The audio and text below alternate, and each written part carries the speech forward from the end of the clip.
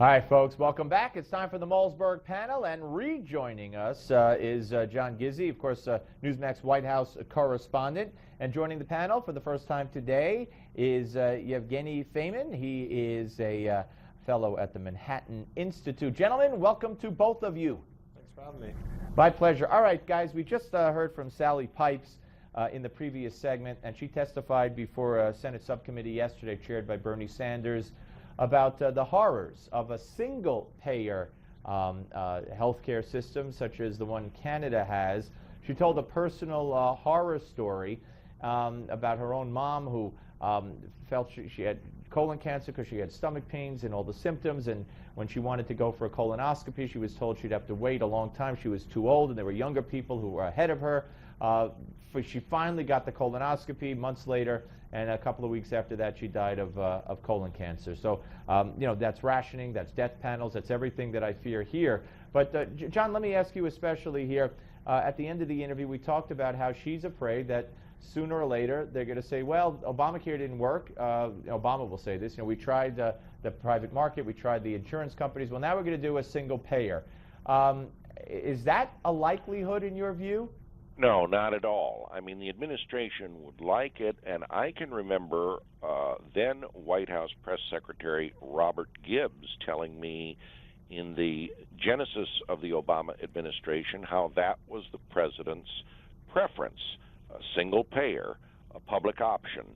And if that were to come about, it would be a very bad fit for the United States, if for no other reason.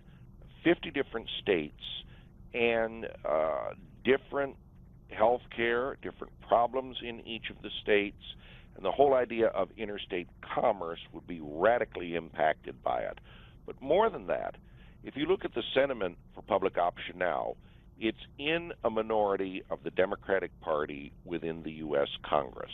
So I could never see it coming to light unless Democrats had the presidency and a hard left majority in both houses of Congress. And Yevgeny? You know, I think that Democrats certainly would like to have a single payer. I think there are some Democrats that would prefer it. Barack Obama probably does as well. I think that politically it's unrealistic, and they know that. Harry Reid has said before that he does want it. I think the politics just don't work. But I am afraid that if Obamacare doesn't work as it is, one suggestion from some Democrats will be to move towards more regulations, not necessarily single payer, but certainly constrain innovation and limit consumer choice. Well, and John, can't this president just do what he wants? I mean, with that, maybe not go as far as single payer, but what Yevgeny just said, you know, tinkering with the law, changing the law, signing executive orders, the way he regulates just about everything else, and the way he's changed this law and postponed aspects of it, can he, you know, decree that will be moving in the direction that Yevgeny just indicated? No. Again, this is something that would take acts of Congress. Executive orders only impact on things that involve government property and are things that can be easily overturned by acts of Congress. You cannot amend legislation by executive order. You can't change things. But he does. But wait, John, I mean, he's doing it every day.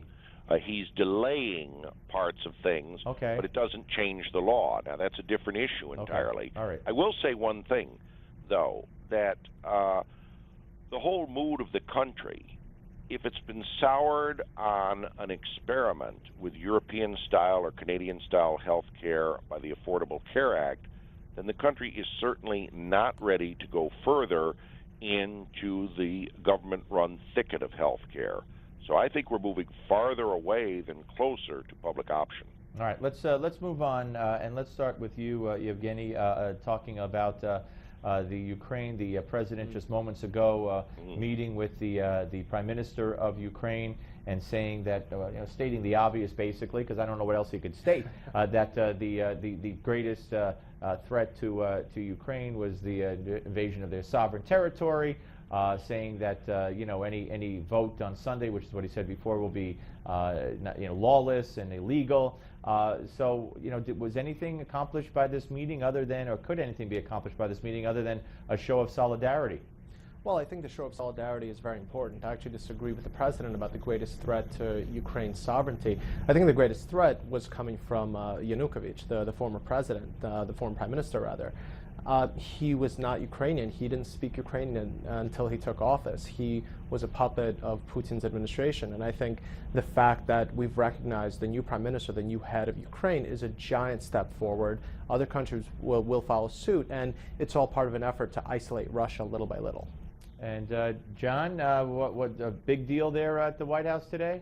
It certainly is, and the next step may well be even greater application of the Magnitsky Act, which would deny both visas and the opportunity to do business, as well as any presence in the U.S. for Russian individuals, as well as government officials, and urge the European Union to adopt the Magnitsky Law of its own.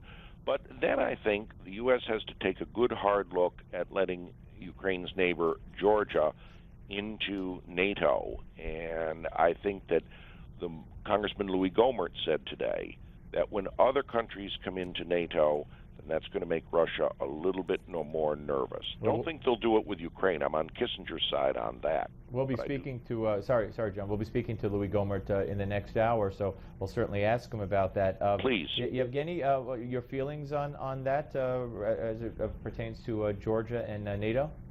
You know, I think what happened in Georgia in 2008 was a travesty. I think what we're seeing now is just a repeat. It shows that if we let Putin go on without some kind of international punishment, as it were, he's just going to repeat everything he's done before. I think the wonderful thing about NATO, what we have there, is that NATO can act without the UN. You can't get a resolution through the Security Council to actually do anything in Ukraine or against Russia, because Russia would veto it.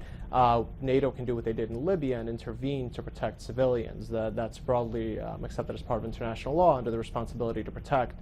So I'm hopeful NATO does do something if this escalates. All right, well, it'll be very interesting to see. Let me ask you, Yevgeny, because it's your first time here since the plane. You have any theories of your own about what happened to this plane? And you know, there was an FAA warning that you know, there was some warning. I don't know if it was the FAA warning that to be on the lookout for hackers taking over the computer programming, if you will, and controls of various aircraft. But whether or not that was a factor, what do you think might have happened? You know, I honestly don't know. I'm you don't have the answer? They told me you had the answer. Unfortunately, I'm not an expert on airplanes. I just know they don't vanish out of nowhere. They don't vanish into thin air. You know, maybe it got sucked into the Bermuda Triangle. I don't know.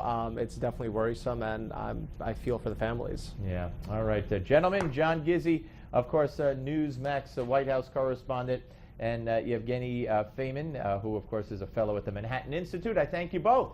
Thanks for having me. All right, my Thanks pleasure. for having me. Take care, John. All right. Well, when we come back, we're going to be joined by Armstrong Williams. Can't wait to talk to him about the news of the day and get his take on the issues. But it's interesting. Now they're talking about an FAA warning to inspect Boeing 777s for corrosion and cracks. But you're not going to convince me that somebody, you know, that this plane just exploded like that because, I don't know, anything, because of a crack, an electrical thing, and just disappeared.